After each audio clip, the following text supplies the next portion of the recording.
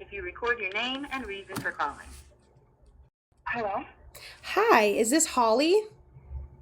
Yes, it is. Oh my God, I'm so excited. I'm excited too. Can you see me call on my other number by any chance or no? It did pop up, but as soon as I went to go click it, it I don't know, it was weird.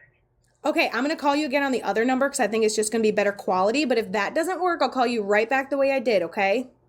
Oh my God, yes, please, thank you. Okay, perfect. Bye. Answer my phone, lady.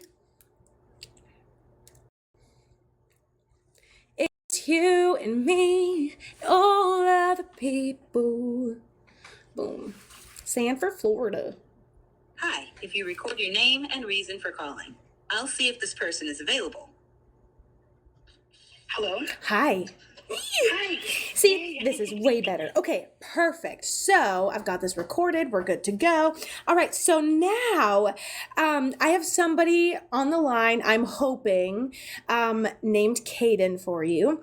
The very first thing I need to say is that you have this like mother or grandmother energy. She talks about her jewelry and she talks about the way that she passed was like in a medical way from something that she shows me a handful of pills which talked about something that you kind of treat along the way and that you end up passing from it.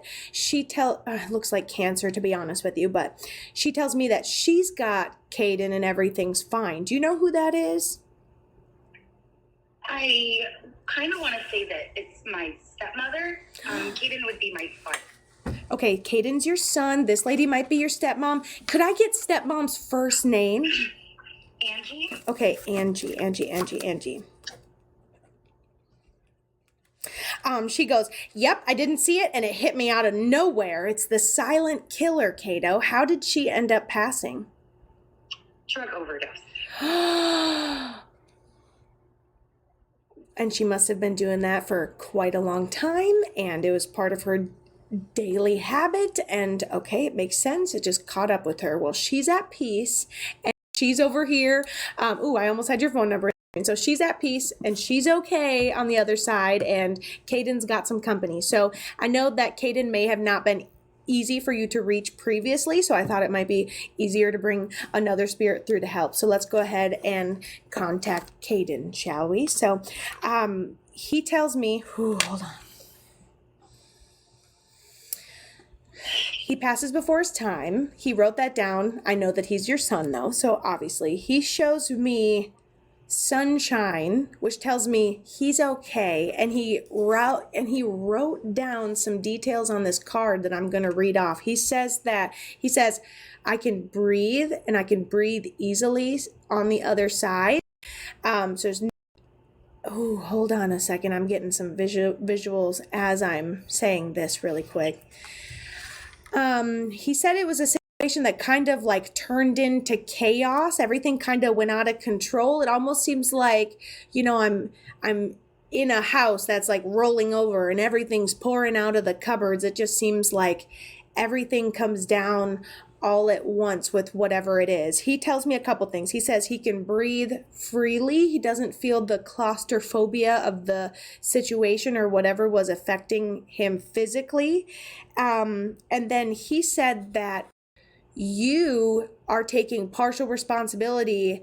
Not that you didn't get a chance to say goodbye the way you wanted to, but you have thought up a way in which you had, let's say, you had some sort of mothering intuition that it was about to happen or it was gonna happen, and then maybe you feel or you've told yourself that you didn't act on this, and now you don't even trust yourself anymore. Does this all make sense from Kaden? Kind of.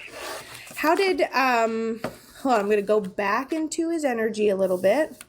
He says he can breathe, and he shows me sunshine and a situation kind of escalating, getting out of control, kind of folding him up in it, getting caught within it, and then he kind of goes down with all this. He also gives me another analogy before I ask you how he passed. He gives me another analogy of like being kind of like rolled up in, it's like this, hold on, it's like a situation, but it's almost like being rolled up in a carpet. Now you're like too far in the middle of the chaos. You kind of can't get out of it. What happened? Well, how did he end up passing? He was in a car accident.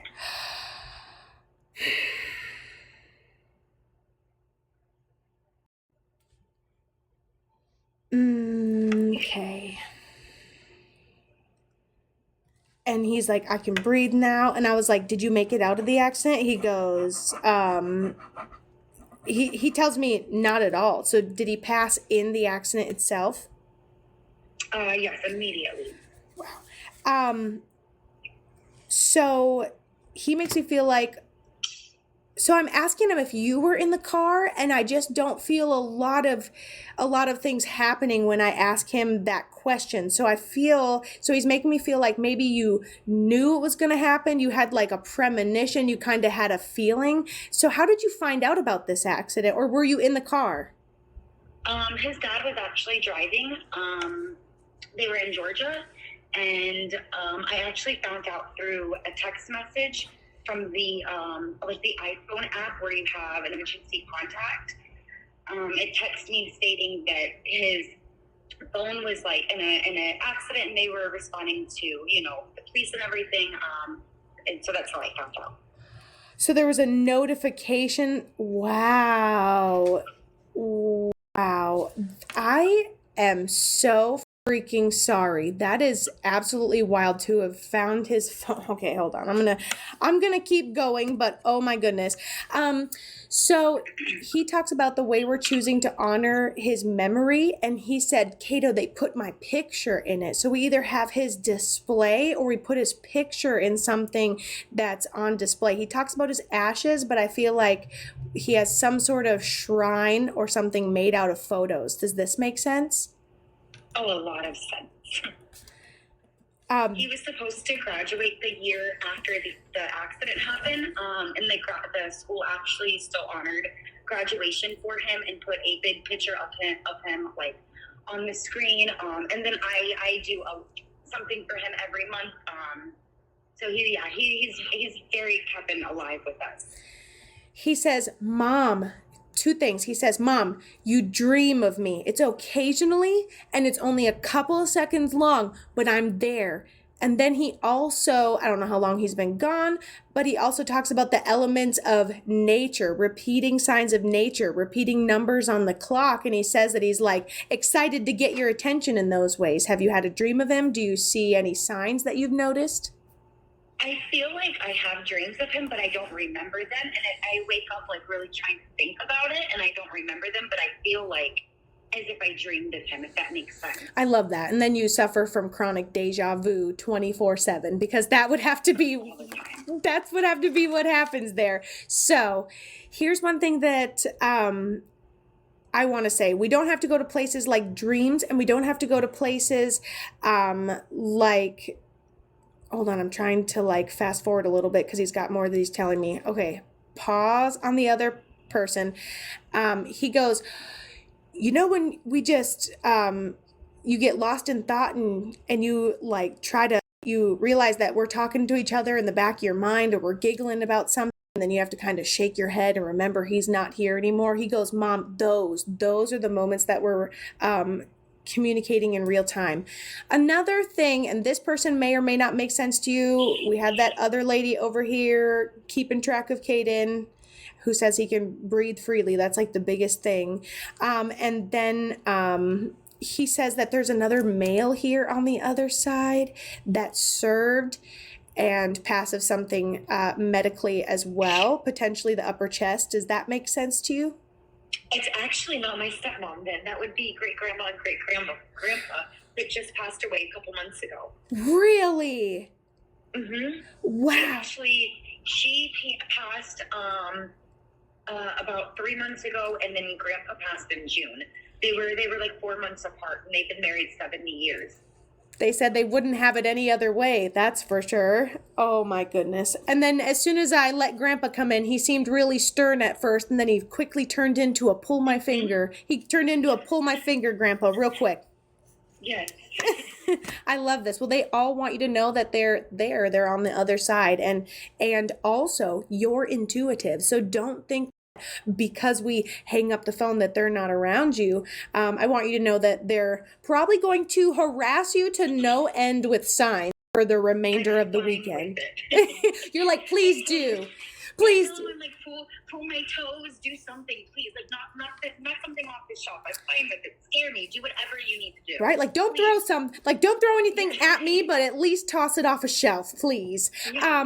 What I would look for is every time you notice that you get lost in thought, you have to come out of a thought with him. Just be like, oh, hey, hi, Kaden, and then try to, if your eyes, you could randomly look at the gas prices and they're 222, or you could see a mailbox that's 555 or a repeating number on the clock. So pay attention to these tiny little breadcrumbs, and that's like how you first establish communication, and he really is there. I promise you he's there. All right. And don't forget to join my reading giveaway on Facebook. No, I sure will. Thank you so much for calling and picking me. Thank you. Have a great day, my dear. You too. Thank you. You're very welcome. Bye. Yay. I did not expect that guy at the end. I did not expect that random older gentleman. I'm like, who is this right here? I'm like, who is this older guy? Oh, and then did you hear her start to cry? Because she's like, wait a second, I know who that is. Yeah, she may have been looking for Kaden, but those two were very, very sure that they were also coming through. That's for sure. I forgot to ask how long Kaden's been gone, but maybe if she's in here, she'll tell me. Honestly, it hasn't. She told me about the grandma and grandpa, but love that wonderful moment for her. I think that was just super awesome. So I know Holly... I would have loved to know more about like the feeling that we had, or just all of a sudden, could you imagine, like, not to like over rub it in or anything,